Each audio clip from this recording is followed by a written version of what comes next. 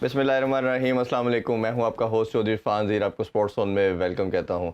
आज नाज़रीन काफ़ी चीज़ों पर डिस्कशन करेंगे। डिस्कशन में मेरे साथ मौजूद है अबूबकर बिलाल। अस्सलाम वालेकुम जी। वालेकुम अस्सलाम। अबूबकर, पहले एशेज़ से स्टार्ट करते हैं। सेकंड टेस्ट मैच आज खेला जा रहा है लॉर्ड्स में, और वेदर हमने देखा काफ़ी अगेन क्लाउडी है। क्लाउडी है, जो इंग्लैंड रनाउंड भी है इसी चीज़ के लिए। बट इस विकेट के ऊपर जो एक्सपेक्ट किया जा था, अगर हम पिछले मैच के अकॉर्डिंगली देखें तो बाउंस काफ़ी लो रह रहा है। क्या रीज़न लगती है पिच की, और इसी वजह से शायद इंग्लैंड ने टॉस जीत के फील्डिंग का फैसला किया? देखें, इंग्लैंड ऑब्वियसली अंडर प्रेशर तो है पहला टेस्ट मैच हारने के बाद, बट जहाँ तक आपने विकेट की बात की, थोड़ी कंडीशंस चेंज हुई हैं इंग्लैंड की पिछले कुछ अर्सा के अंदर। पहले तो काफ़ी हमें बाउंस और ग्रीन विकेट दिखाई देती थी।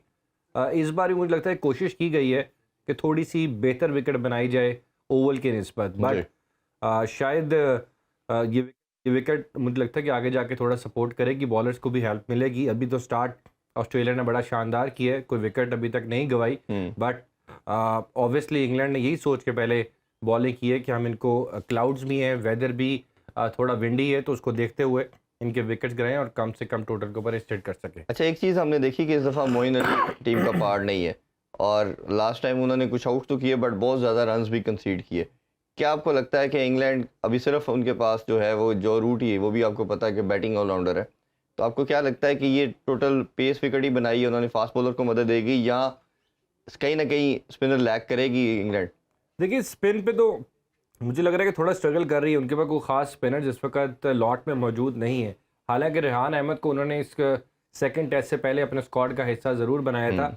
मोइन अली को पहले टेस्ट मैच के दौरान भी इंजरी आई थी, आपको अच्छी तरह याद होगा, उनके फिंगर पे बॉल लगी और फिर फिंगर उनकी चोट भी आई, ज़्यादा ओवर्स वो उसके साथ कर भी नहीं सके, बट फिर भी ओवरऑल कुछ कहते हैं कि विकेट्स उनको मिलती रहीं पहले टेस्ट के अंदर। कुछ ना कोई पार्टिसिपेट उन्होंने बॉलिंग के तौर पर किया, बट जो एक स्पिनर का रोल होता है, जैसा नेथन लाइन ने डोमिनेट किया ओवल की विकेट के ऊपर, इस तरह मोइन अली नहीं कर पाए। तो इसी वजह से देखते हुए मुझे लगता है कि अब स्पिन ट्रैक से वो हटेंगे थोड़ा सा और फास्ट बॉलर की तरफ से ट्रैक बनाएंगे। आपको अच्छी तरह याद होगा जिमी एंडरसन ने स्टेटमेंट दी थी कि अगर इस तरह की विकेट अगले 4 टेस्ट में बनाई गई तो फिर शायद मैं चारों टेस्ट में रेस्ट करूं।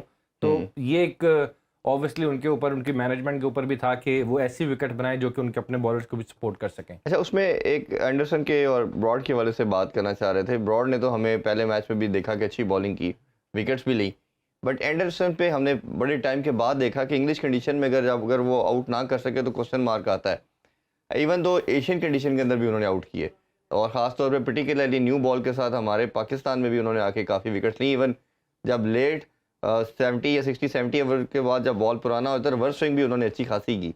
बट इधर पहले टेस्ट मैच में हमने देखा कि बिल्कुल ही वो विकेट लेस रहे, एक शायद प्रॉब्ली विकेट ले पाए। तो क्या लगता है कि अब उनका टाइम समहाउ ख़त्म हो चुका है, विकेट्स उनको सूट नहीं कर पा रही हैं, कोई माइंड गेम उनके और चल रही है कि अब प्रेशर आ रहा है, यंगस्टर भी उनके आ रहे हैं और उनको लगता है कि शायद अब उसको चांस देने का टाइम आ गया? देखिए, जिमी एंडरसन की स्किल के ऊपर, उनकी जो सारा कैरियर है उसके ऊपर कोई डाउट नहीं होना चाहिए। 1100 से ज़्यादा वो फर्स्ट क्लास विकेट्स ले चुके हैं, सबसे कामयाब तरीन फास्ट बॉलर दुनिया के बन चुके हैं टेस्ट के अंदर विकेट्स के लिहाज से। तो उनकी कैपेबिलिटी के ऊपर तो किसी को कोई डाउट नहीं होना चाहिए, बट ओवल की जो विकेट बनाई गई थी पहले टेस्ट के अंदर, वो बिल्कुल भी फास्ट बॉलर्स को हेल्प नहीं कर रही थी। एक तो लो बाउंस भी था, फिर स्लो भी रह रही थी, जिस तरह इंग्लैंड के अंदर एक बाउंस मिलता है वो भी हमें दिखाई नहीं दिया। तो ओवरऑल विकेट प्रॉब्लमेटिक तो थी, बट इसमें भी कोई शक नहीं है कि जिमी एंडरसन अपने कैरियर के अब इख्तिताम की तरफ बढ़ रहे हैं। हालांकि कुछ लोग समझते थे कि शायद उनको इस एशिया से पहले रिटायरमेंट लेनी चाहिए थी या पिछले एशिया के बाद रिटायरमेंट लेनी चाहिए थी, लेकिन फिर भी उन्होंने अपने आप को इतना फिट रखा हुआ है और वो इंग्लैंड का डोमेस्टिक सर्कल भी उसके अंदर भी पार्टिसिपेट करते हुए दिखाई देते हैं। तो उस चीज़ को देखते हुए मेरा ख्याल है कि टीम मैनेजमेंट ने फैसला किया होगा कि जिमी एंडरसन को स्क्वाड के अंदर शामिल किया जाए, लेकिन उनके मतलब कि विकेट बनाई जाए थोड़ी सी, ये इंग्लैंड के फेवर में जाएगी। जी हाँ जी, उसमें जैसे देखा कि ऑस्ट्रेलिया ने अपनी कोई चेंजिंग नहीं की, जो लास्ट मैच के वही विनिंग कम्बिनेशन उन्होंने रखा। इंग्लैंड ने एक चेंज की है, और उसमें हमने देखा कि जॉश टंग को चांस दिया गया मोइन अली की जगह पे। इनके बारे में काफ़ी सुना जाता है कि इन्होंने काउंटी में काफ़ी आउट किए हुए हैं और पेस भी अच्छा खासा है। तो आपको क्या लगता है कि ये 4 पेस अटैक के साथ जाना और इस तरह की अप्रोच इंग्लैंड, और इन्होंने खुद भी चौथी इनिंग्स खेलनी है, और ओबियसली एक प्रॉब्लमेटिक सिनेरियो तो बन सकता है, और जिस तरह के खास तौर पे सर्कमस्टांसेस बन रहे हैं, अभी स्टार्ट भी ऑस्ट्रेलिया का अच्छा हो गया, 35 के करीब रन हो चुके हैं और कोई आउट नहीं है। तो कैसे देखते हैं इस चेंजिंग को? देखिए, टेस्ट क्रिकेट के अंदर एक स्पिनर को हमेशा से बड़ा लाजमी समझा जाता है कि स्क्वाड के अंदर एक स्पिनर ऐड किया जाए, बट यहाँ पे मुझे लगता है कि इंग्लैंड के पास स्पिनर्स की इस वक्त किल्लत दिखाई दे रही आदिल है। रशीद का मैं सॉरी आपसे जानना चाहूंगा, वो तो अभी हम देख रहे हैं कि ओडीआई में तो टीम का पार्ट हो रहा है, T20, बट टेस्ट में हम नहीं देख ले। रेहान को चांस दिया गया, रेहान ने पाकिस्तान में बड़ा अच्छा परफॉर्म किया, डेब्यू किया, हाँ जी, और अब डेब्यू में कम से वो बड़ी बहुत जबरदस्त कम मैच bowling की में थी। उन्होंने प्रॉब्ली 10 आउट भी किए थे। तो क्या लगता है कि ये इंग्लैंड की मिस्टेक तो नहीं कर गया कि एक ऐसा अच्छा लेग स्पिनर जिसने प्रूव भी कर दिया अपने डेब्यू पे, उसको ना खिलाना? मे बी, बट मुझे लगता है कि शायद उन्होंने विकेट ऐसी प्रिपेयर की हो कि अपनी तरफ से कि इसमें फास्ट बॉलर को ज़्यादा हेल्प मिले, और ख़ासकर वो अब चाह रहे होंगे कि नेथन लाइन को किस तरह ब्रेक करना है, उनको कैसे काउंटर करना है, उनको कैसे टैकल करना है। उसके हवाले से भी इंग्लैंड ने ऑब्वियसली स्ट्रेटजी बनाई होगी, क्योंकि पहले टेस्ट के अंदर नेथन लाइन डोमिनेट करते रहे हैं, जहाँ पर इंग्लैंड के प्लेयर तेज़ रन्स बना रहे थे, वहाँ पर नेथन लाइन उनकी विकेट्स भी लेते रहे, और वही प्रेशर बिल्ट हुआ इंग्लैंड के ऊपर। तो मुझे लगता है कि अब रेहान अहमद ऑब्वियसली उन्होंने डोमेस्टिक के अंदर ये प्रूव किया है, इंटरनेशनल का भी जब उन्होंने डेब्यू अगेंस्ट पाकिस्तान किया, वो नो डाउट कंडीशंस पाकिस्तान की डिफरेंट हैं, इंग्लैंड की डिफरेंट है। पाकिस्तानी कंडीशन में स्पिनर्स को ज़्यादा हेल्प मिलती है। तो ये सब चीज़ें देखते हुए उन्होंने फैसला किया होगा कि 4 फास्ट बॉलर तो प्रॉपर हैं, फिर बेन स्टोक को देखें 5वें फास्ट बॉलर के तौर पर वो टीम के अंदर मौजूद हैं। तो ऑप्शन उनके पास स्पिनर की सिर्फ जो रूट के अलावा तो और कोई ऑप्शन दिखाई नहीं दे रही। तो या तो इंग्लैंड के पास बहुत ज़्यादा इस वक्त एक होता है ना कि स्पिनर्स का बहरान पैदा हो गया हो या किल्लत नज़र आ रही है, वो तो बिल्कुल बज़ाहिर है, उसमें कोई दो राय नहीं होनी चाहिए। आदिल रशीद की आपने बात की, आदिल रशीद उनको हमेशा से ही वाइड बॉल के अंदर इंग्लैंड टीम के साथ वो रहे हैं। टेस्ट के अंदर भी उनको मौका ज़रूर दिया गया, लेकिन उस तरह उनकी परफॉर्मेंसेस नहीं आई, और वो इंग्लैंड का जो काउंटी सीज़न है उसमें भी कोई ख़ास परफॉर्मेंस उनकी इस सीज़न के अंदर नहीं आई। शायद इस वजह से उनको टेस्ट स्क्वाड के अंदर नहीं रखा गया, और एक ऐसे प्लेयर से वापस ली गई जो पहले अनाउंस कर चुका था, और फिर बाद में उसको कहा गया कि एशियस के अंदर हमें आपकी ज़रूरत है, मोइन अली को वो चलिए उस पर हम राय लेते हैं। हमारे साथ अभी फोन लाइन पे बासत अली साहब ने भी हमें ज्वाइन किया है। सर अस्सलाम वालेकुम। वालेकुम अस्सलाम। बहुत शुक्रिया सर आपके टाइम का। काफ़ी ऐसे चीज़ें थी जिस पे हम चाह रहे थे कि आपका एक्सपर्ट ओपिनियन ले लिया जाए, क्योंकि आपसे बेहतर कोई हमें शायद इसमें बता नहीं सकता। सबसे पहले मैं चेयरमैन पीसीबी की अपॉइंटमेंट के हवाले से सर आपसे जानना चाहूँगा, कैसे इस तनाज़े को देखते हैं? नजब सेठी साहब मैनेजमेंट कमेटी के चेयरमैन थे, उन्होंने बोर्ड ऑफ गवर्नर को अनाउंस किया, जो चीफ इलेक्शन कमिश्नर है उन्होंने उसको ख़त्म कर दिया, उन्होंने अपने अनाउंस किया। 27 को इलेक्शन होने थे। 4 हाई कोर्ट ने, बलोचिस्तान, इस्लामाबाद, लाहौर और पेशावर हाई कोर्ट ने फ़िलहाल इसको रोक दिया है कि आप नहीं करवा सकते इलेक्शन। सारे सिनेरियो को सर कैसे सम अप करते हैं आप? आपको बहुत जल्दी सेठी साहब दूसरे जगह पे नजर आएंगे, अच्छा जी। वो गवर्नमेंट में नजर आएंगे। अच्छा इतनी आपको ब्रेकिंग न्यूज दे देता हूँ। Sir care taker prime minister तो नहीं बना रहे आप उनको, ये बता दें हमें। जी वही बन रहे हैं। सर अच्छा। प्राइम मिनिस्टर डायरेक्ट सर सुना है वो तो अपना जरदारी साहब की भी इस वक्त गुड बुक से निकल चुके हैं, और एस्टेब्लिशमेंट के भी कुछ इतने वो करीब नहीं रहे। नवाज शरीफ भी उनसे मिलने से इनकार कर देते हैं। नहीं इंटरम गवर्नमेंट बनेगी, उसमें आपको सेठी साहब नजर आएंगे, पहली चीज।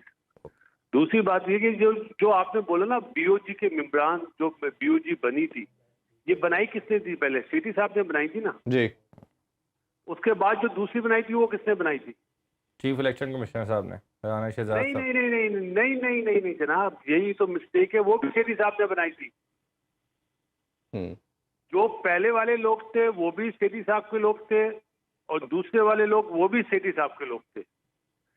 जब इलेक्शन कमिश्नर साहब आए ना, तो उन्होंने पहली वाली लगाई कि जो पहले बनी थी वो बीओजी सर वो पहले वो वाली तो propose किए थे, भाई यानी। अनाउंस ही नहीं हुई थी, वो तो उन्होंने सिर्फ Propose 14 किए जून थे का जो नाम। इजलास हुआ था उसके अंदर प्रपोज हुए थे नाम के, जी ये हो सकते हैं, और उन पर तो किसी को इतराज भी नहीं था। चौधरी साहब आपकी इतला है ना, ये तो मैं आपको वसूख से ये बात बोल रहा हूँ, जो कमेटी बनी थी वही अब बनी थी, जो एंड में बनी है ना। असल में उसमें ये मसला हो गया था, इस्लामाबाद उसमें नहीं था। अच्छा। इस्लामाबाद किस तरह, अभी जो आपके डिपार्टमेंट के जो 4 डिपार्टमेंट आए उसमें 2 डिपार्टमेंट गलत आए हुए, जी। जो जीते ही नहीं है, जो बॉटम पे थे। इसी तरह इस्लामाबाद भी बॉटम पे था। लाहौर की टीम डिजर्व करती थी, दोनों टीमें फर्स्ट क्लास क्रिकेट में आती थी। एक तो रेलीगेट करके आपने सेकंड डिवीजन में डाल दिया। तो ये वो मसाइल थे जिसपे जो कमिश्नर साहब को आप बोले ना, उन्होंने फिर ये फैसला करा कि नहीं भाई बीओजी जो पहले बनी थी वही बनेगी। ठीक है। तो ये उसके बाद वो लोग चले गए कोर्ट में, वहां से स्टे ऑर्डर ले लिया। अब ये स्टे ऑर्डर सिर्फ मैंने ये पूछना है, इससे बदनामी किसकी है? पाकिस्तान क्रिकेट की बदनामी है ना। बिल्कुल ऐसे और ये वाला जो साल है, इसमें एशिया कप भी है, श्रीलंका से सीरीज भी है और वर्ल्ड कप भी है। तो इसका मतलब है पाकिस्तान की किसी को सोच नहीं है ना, पाकिस्तान का कोई मतलब गुड फेथ में कोई भी नहीं है, सब अपनी अपनी सीटों के फेथ में। जो पहले बीओजी थी उसको हटा दिया, दूसरे लोगों ने केस कर दिया, अब जब दूसरे लोग आएंगे तो पहले वाले केस कर देंगे। अच्छा, आपको सर इसका सोल्यूशन क्या नजर आ रहा है वासिफ भाई के? एक बात मैं अपनी कंप्लीट कर लूं। जी जी। सेठी साहब को किसने बनाया था चेयरमैन पीसीबी, मतलब टाइम पीरियड के लिए? शहबाज शरीफ साहब ने, पैटर्न चीफ वही थे जी। पैटर्न इन चीफ में थे ना। तो जका साहब को किसने बनाया था? इन्होंने पैटर्न चीफ ने किया। पैटर्न इन चीफ ने बनाया ना। तो अगर वही बातें अपनी अपनी बारी पे लेने के बाद भी लोग खुश नहीं है तो फायदा क्या है? मुल्क की क्रिकेट खराब होगी ना, तबाह होगी जी। दुनिया में हमारा मजाक उड़ाया जा रहा है, पता है आपको? ऐसे ही मैसेजेस आते हैं कि ये हो क्या रहा है। अब मुझे आप बताओ, कोयटा में अपना जज साहब ने स्टे ऑर्डर दिया है। अब कोयटा इतनी दूर जाके स्टे ऑर्डर ले रहे हैं, क्या मतलब इसका? भाई लेना है तो इस्लामाबाद से लेते ना, सीधा सीधा लाहौर से लेते। तो कहीं ना कहीं तो दिल में चोर है ना मेरे भाई। अब मतलब वो तो चार हाई कोर्ट में ये पिटीशन दायर हो चुकी है, उस पर चल रहा है। तो अभी आपको क्या लगता है सर कि ये कोर्ट डिसीजन किस तरफ जाएगी? रैशनल प्रवेल करेगा? क्या कोर्ट कहेगी कि इलेक्शन करवाएं और लेके आएं, या आपको कुछ लोग तो ये भी बात कर रहे हैं कि जब तक नई गवर्नमेंट नहीं आती शायद दोबारा किसी ना किसी एक को पॉइंट करके कहा जाए कि ये 2-3 मंथ था, आप इसी तरह ढॉक बेसिस पे चलाएं। ये भी बातें आप गर्दिश कर रही है। इरफान साहब, ये नहीं हो सकता, इसलिए कि वर्ल्ड कप का साल है। पहले तो लोगों को ये ध्यान रखना चाहिए। ठीक। दूसरी बात मेरे भाई, मतलब मैं ना सेठी साहब की तरफ हूँ ना मैं किसी और की तरफ हूँ। अगर जका साहब सुप्रीम कोर्ट चले जाएं, क्या होगा? सुप्रीम कोर्ट का जो ऑर्डर होगा, क्या वो हाई कोर्ट वाले क्या नहीं मानेंगे?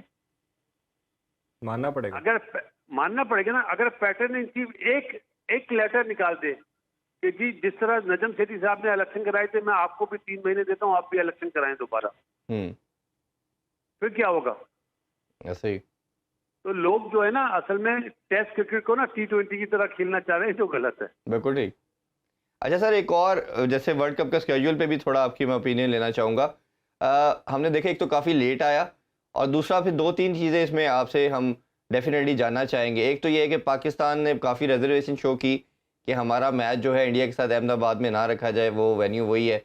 दूसरा, कल की ये न्यूज़ जो है वो ये आई, सामने आ गई, अब तो ओपनली पूरा हम मीडिया पे सुन रहे हैं कि पाकिस्तान ने बात की थी कि अफगानिस्तान वाला मैच भी चेंज किया जाए, कि वो स्पिन ट्रैक है। ये तो बड़ा एक मुझे मज़े का केस बात लगी कि उन्होंने ये बात, स्टेटमेंट ही बड़ी अजीब लगती है कि वो स्पिनिंग ट्रैक है तो किसी और वेन्यू पे करना चाहिए, और अपना ही मजाक बनवाया हमने। ये कैसे देखते हैं दोनों चीज़ों को सर आप? यार पहले तो उस आपको सवाल जवाब देने से पहले मैं आपको आज बात बताता हूँ। मुझे सिर्फ ये बता दें, वर्ल्ड कप से पहले पाकिस्तान के कितने मैचेस हैं? दो मैचेस हैं, जो ट्रायल मैचेस है ना। जी, 2 वार्म अप मैचेस हैं जी। तो पाकिस्तान के 2 मैच वार्म अप नहीं है, 4 वार्म अप मैचेस हैं, 2 क्वालिफायर्स के खिलाफ। नहीं, वो तो क्वालिफाई तो वर्ल्ड कप का पार्ट होगा ना जी। और तो हल्की टीम है ना यार जी। बेस्ट चांस है फखर जमान के पास, बाबर आजम के पास, शहनशाह अफरीदी, नसीर शाह उड़ा दे, अपनी फॉर्म अच्छी कर लें। सही है। और दूसरी बात जो आपने सवाल करा ना अहमदाबाद वाले, क्यों भाई अहमदाबाद क्यों चेंज करवाते हो? इंडिया पे प्रेशर होगा, पाकिस्तान पे प्रेशर थोड़ी होगा। सही है। उनका होम ग्राउंड है। हमेशा याद रखो इरफान, हम पाकिस्तान में खेलते थे ना तो हम पे प्रेशर होता था, हम जब बाहर जाके खेलते थे तो हम पे प्रेशर नहीं होता था। ये क्रिकेट की साइकी होती है, क्योंकि बाबर आजम लाहौर में खेलेगा ना एशिया कप में, तो वालिदैन का भी सोचेगा, अपने दोस्तों का भी सोचेगा, अपनी आवाम का भी सोचेगा। जब श्रीलंका जाके खेलेगा उसको थोड़ी फिक्र होगी। और ये बेकार चीज है कि हमारा अहमदाबाद में मैच ना, और यार जिसके बाजू में पावर है, जाओ अहमदाबाद, जाओ खेलो और जीतो। सोच ये होनी चाहिए, ये थोड़ी कि हम वहां नहीं खेलेंगे, वहां स्पिन होता है, ये सब बेकार चीज है यार। मतलब ये तो प्रोफेशनलिज्म के टोटली अगेंस्ट है कि उधर स्पिन ज्यादा होती है तो अफगानिस्तान का वेन्यू चेंज कर दी जाए। अच्छा, एक चीज इनकी मानी गई, इन्होंने कहा था कि वार्म अप मैचेस हमें अफगानिस्तान की बजाय किसी और कंट्री के साथ दिया जाए, वो तो गालबन अब बात की जा रही है ऑस्ट्रेलिया या न्यूजीलैंड में से, इनमें से कोई एक हरीफ के तौर पे मिल जाएगा, दूसरे का भी अभी डिसाइड करना है। तो उस हवाले से आपका क्या लगता है कि तगड़ी टीमों के साथ वार्म मैचेस मिलने का फ़ायदा होगा पाकिस्तान को? या इरफान देखो, थोड़ा सा यहाँ पे ना कोचिंग भी आ जाती है फिर ना जहन में मेरे ना। भाईजान जब हम ट्रॉफी में मैचेस खिलाते थे ना एज ए कोच, और किसी की फॉर्म अच्छी नहीं होती थी ना बैट्समैन की, हफीज की या किसी की भी, तो हम बोलते थे यार जो क्लब क्रिकेट का मैच ना वो जाके खेलो, वहाँ तुम रन करोगे, तुम्हारा फॉर्म अच्छी आ जाएगी, तुम्हारा कॉन्फिडेंस लेवल बढ़ जाएगा। अब अफगानिस्तान से अगर मैच हो रहा है तो वो तो ज्यादा अच्छा है हमारे बैट्समैनों के लिए, हमारे बॉलर्स के लिए। ये कहाँ की सोच ले आए, ये क्या लोग हैं जो ये चेंज कराते हैं? सरी हसन चीमा साहब बोर्ड में बैठे हुए हैं, इस्लामाबाद यूनाइटेड के साथ भी बैठे हुए थे, ये सारे उनके फैसले हैं, उन्होंने एनालाइज किया, उन्होंने बोर्ड को कहा, फिर बोर्ड ने आगे सिफारिशें शुरू कर दी, तो मामला तो यहाँ से शुरू हुआ सर।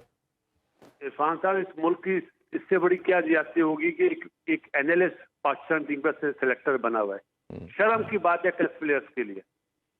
उसका काम बहुत अच्छा होगा, मैं उसके काम का नहीं बोल रहा, लेकिन वो सिलेक्टर नहीं बन सकता। उसको आप पार्ट रखें एज ए वीडियो एनालिस्ट, जो भी रखना है, as a data analyst part बनाए, अच्छी चीज है, लेकिन सिलेक्टर नहीं बनाना चाहिए था, ना मिकी आर्टर को ना ये चीमा साहब को। मैं इस चीज के हक में नहीं हूँ। अगर आपने इन्हें सिलेक्टर बना दिया तो बाबर आजम को क्यों नहीं बनाया फिर, जो इस मुल्क का कप्तान है? बिल्कुल ऐसा ही है। कोई पूछने वाला नहीं है, कोई मीडिया वाला सवाल नहीं करता है। अच्छा सर, इसी पे एक और मैं एक मिनट, अभी एमर्जन की टीम भेजी है, 5 ओपनर भेज दी है चीफ सिलेक्टर साहब ने, किसी ने पूछा नहीं। सर पूछे किसका, अब तो कोई जवाब देने को तैयार नहीं है। पहले भी नहीं तैयार होता था पीसीबी में, अब तो कोई भी नहीं बंदा ऐसा मिलता जिससे ये सारे क्वेश्चन किए जाए।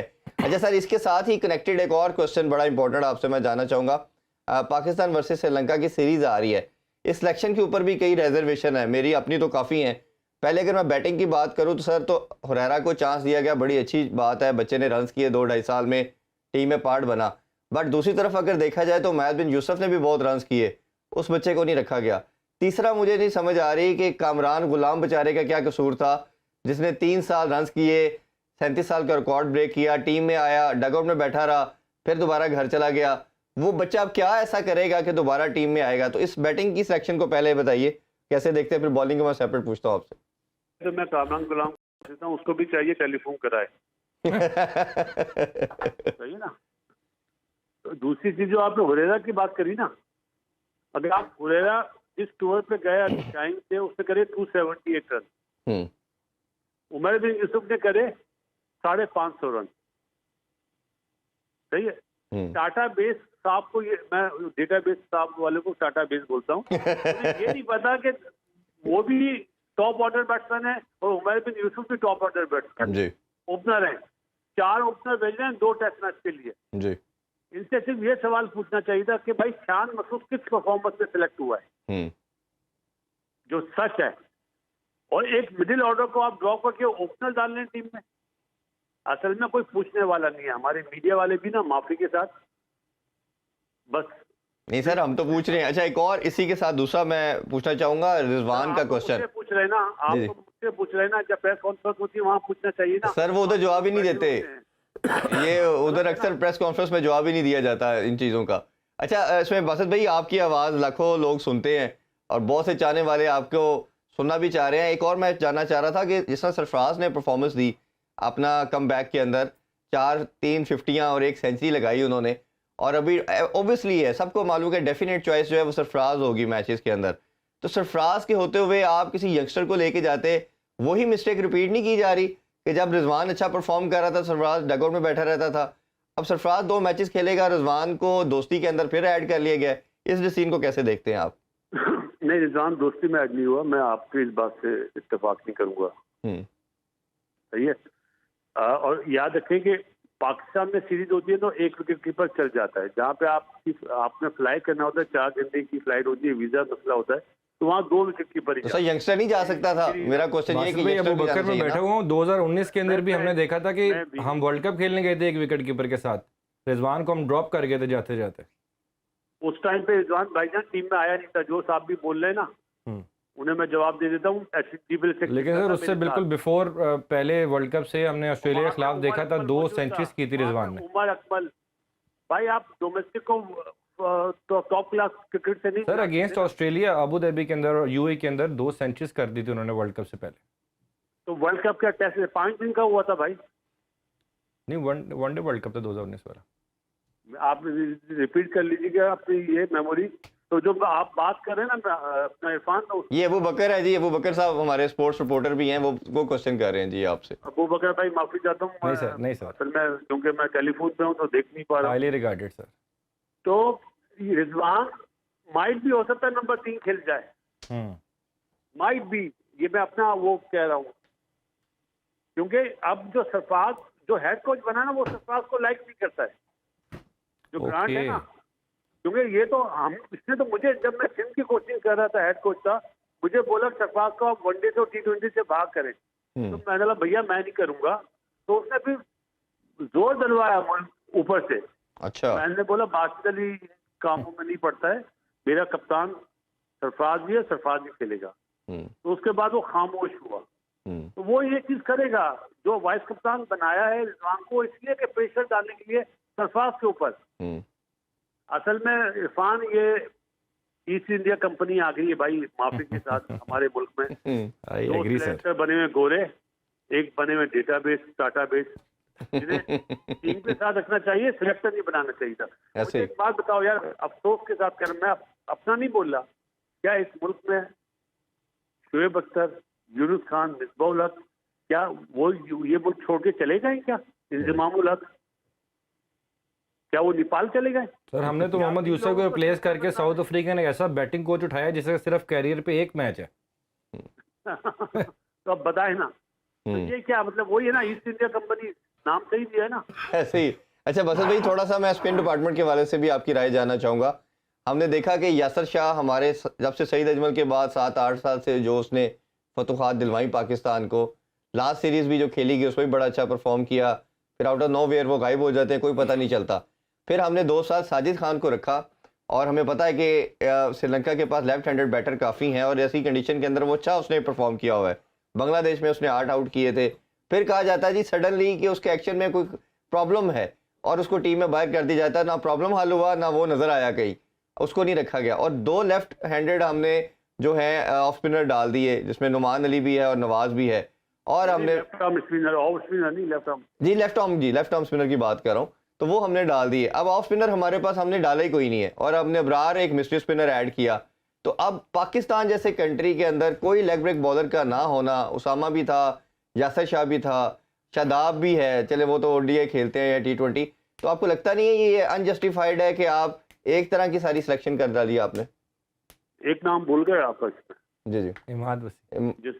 जिसने लास्ट मैच में 5 आउट किए, उसका नाम है जाहिद महमूद। जाहिद महमूद जी, बिल्कुल जाहिद भी है ना। आप ये बताएं कि अगर मैं श्रीलंकन बोर्ड होता ना, इन्होंने 4 स्पिनर भेजे, मैं घास वाली विकेट बनवा देता आ जाओ मुकाबले पे। ये 1 महीना 1.5 महीना पहले प्रेस कॉन्फ्रेंस बोलेंगे वहां पे स्पिन विकेट होती है, इसलिए हम 4 स्पिनर डाल रहे हैं। कितनी बड़ी बेवकूफी है। मतलब अपने जो बोलते हैं ना कार्ड, वो शो थोड़ी करते हैं जी। इन्होंने तो पहले ही शो कर दिया, पहली चीज।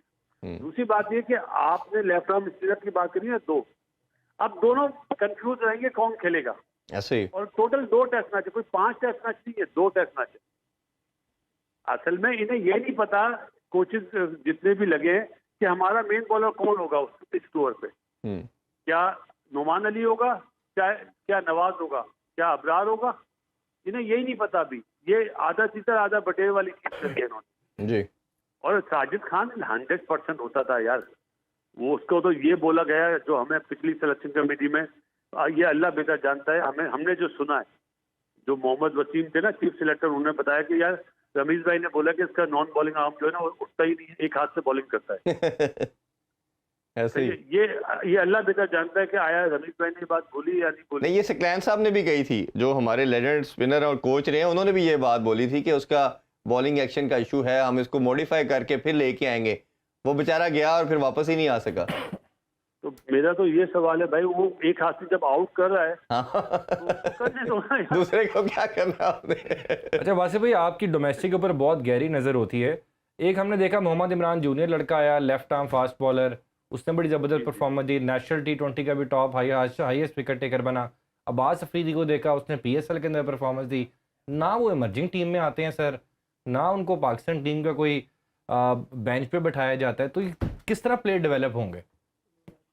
बात प्लेयर डेवलपमेंट की नहीं है मेरे भाई, मैंने आपको इतना बड़ा इशारा दिया कि उनके पास कोई टेलीफोन करने वाला नहीं है। मुझे तो अफसोस इस बात है कि उमर गुल बॉलिंग कोच बना, उमर गुल का भांजा या भतीजा है अब्बास आफरीदी जी सर।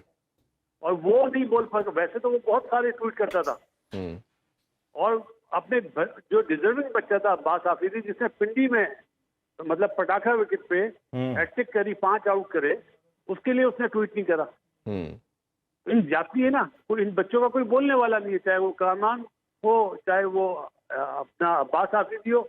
जो आपने इमरान की बात करी ना, वो वाइट बॉल का बड़ा डेंजरस बॉलर है, उसके पास वेरिएशन भी बहुत अच्छी है, लेकिन उसका बेचारे का एक मसला हो गया था, उसको इंजरीज बहुत हो रही थी।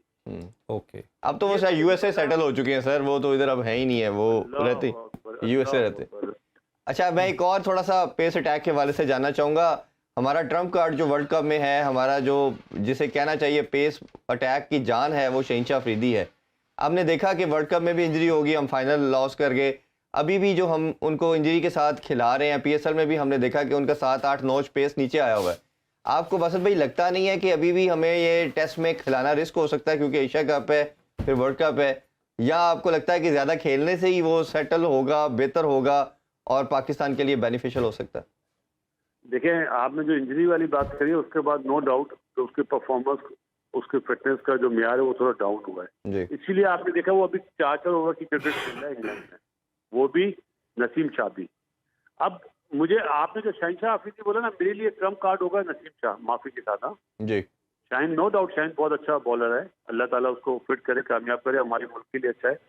लेकिन ये 4 ओवर की क्रिकेट से डायरेक्ट टेस्ट मैचेज आ रहे हैं और श्रीलंका में गर्मी ज्यादा होती है, अल्लाह ना करे कोई इंजरी फैक्टर ना हो जाए। जैसा आपने कहा ना, इसको रेस्ट कराना चाहिए था, इन्हें अब वर्ल्ड कप के लिए रखना चाहिए था।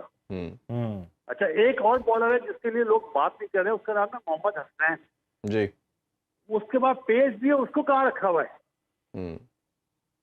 मोहम्मद वसीम जूनियर को भी आप इमर्जिंग टीम में भेज रहे हैं, जो वर्ल्ड कप खेल कर आ रहा है, उसको अंडर मतलब टेस्ट प्लेयर को आप अंडर-19 खिला रहे हैं जी, तो हसनैन को भी भेज देना वहाँ पे। फिर जब आपने 8 इंटरनेशनल प्लेयर भेजे, हारून साहब ने, हारून रशीद साहब ने, जिन्हें डर है मैं हार ना जाऊं, तो हसनैन को भी भेज देते जी। सर वो एहसानुल्लाह का भी अभी जिस तरह परफॉर्म किया पीएसएल में टीम में, एहसानुल्लाह नहीं है।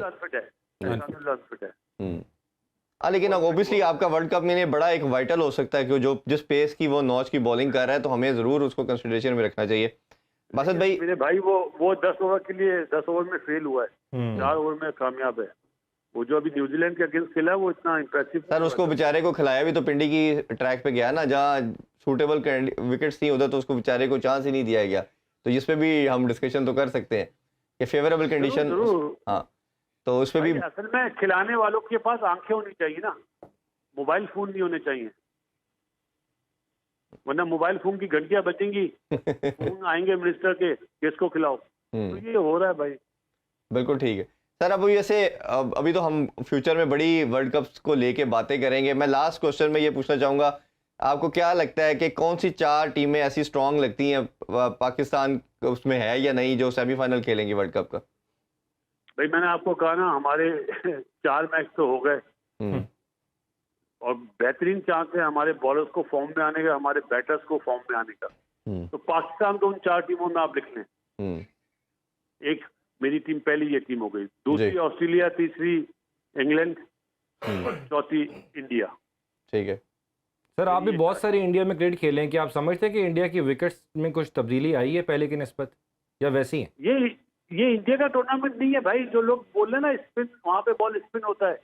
ये इंडियन क्यूरेटर पिच थोड़ी बनाएंगे, ये आईसीसी का इवेंट है, आईसीसी का गवर्नमेंट पिच बनाएगा जी। तो आप अपने प्रोग्राम के तवज्जुह से उन लोगों को बताएं कि भाई ये आईसीसी का इवेंट है और आईसीसी के इवेंट में आईसीसी का गवर्नमेंट पिच बनाता है। बिल्कुल ठीक।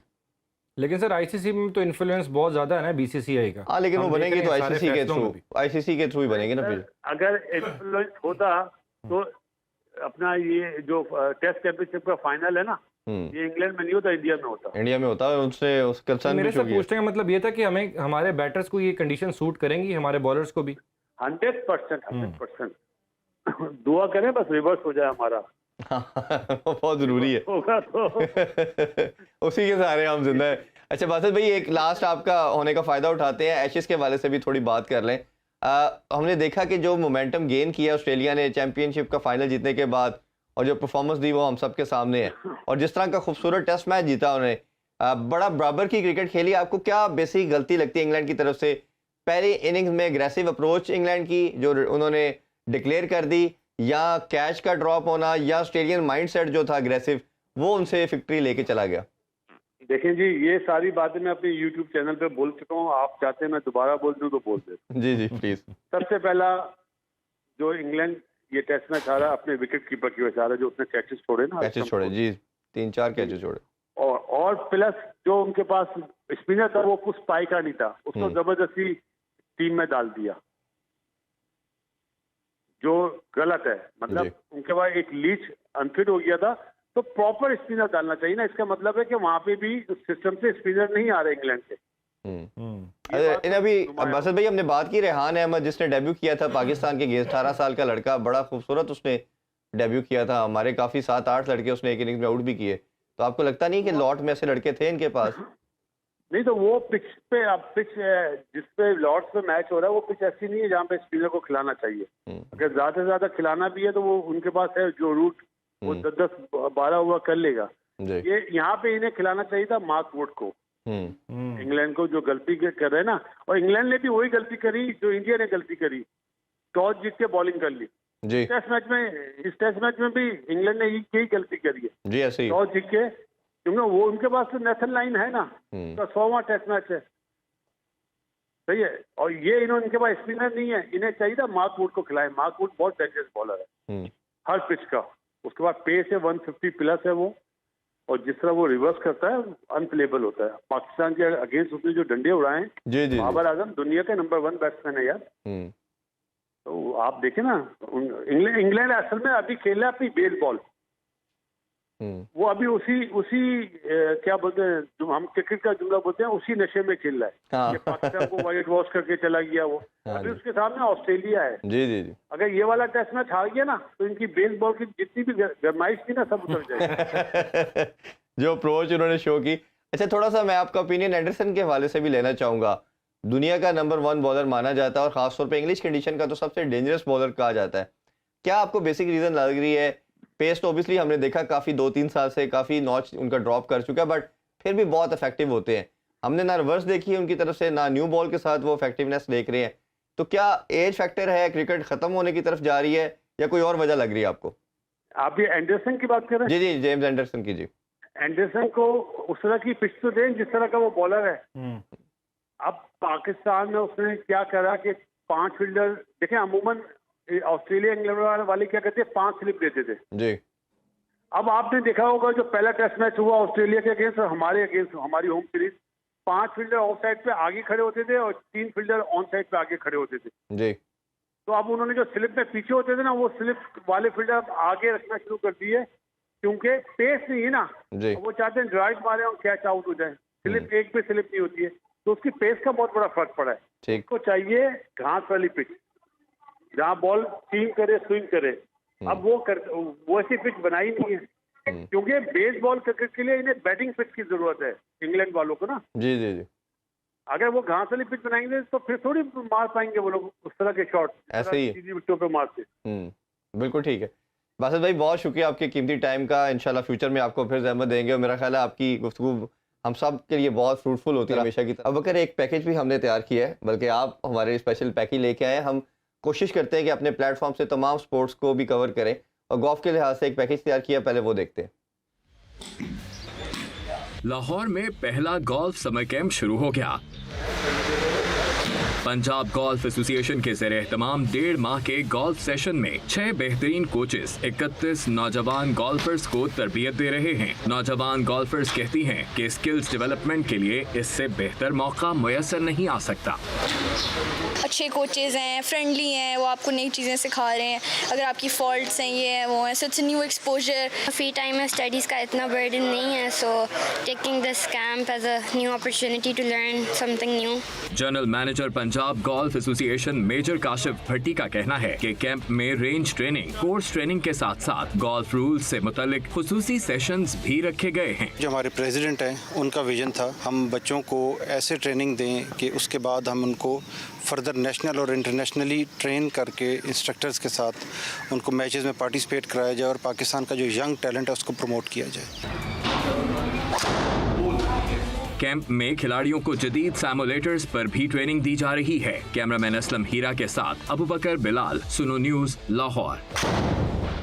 जी, आपने पैकेज देखा। अबू बकर, हमारी अपने इस प्लेटफॉर्म से कोशिश है कि क्रिकेट के अलावा बाकी तमाम स्पोर्ट्स को भी हाईलाइट करें, और ये बड़ी अच्छी काविश है कि एक तो समझा जाता था कि ये जो स्पोर्ट है गोल्फ, ये प्योरली एलीट क्लास के लिए है, तो आप इसमें कैसे देखते हैं? और जो आपने यंगस्टर को, खासतौर बच्चों को देखा, वो कैसा? अच्छा, इस कैंप की सबसे ज़्यादा खूबसूरती ये थी कि आप जो आपने बात की है ना कि सिर्फ एलीट क्लास के लिए गोल्फ, बट नहीं, इसके अंदर 7-8 बच्चे ऐसे थे जो कि इतने वेल ऑफ नहीं थे।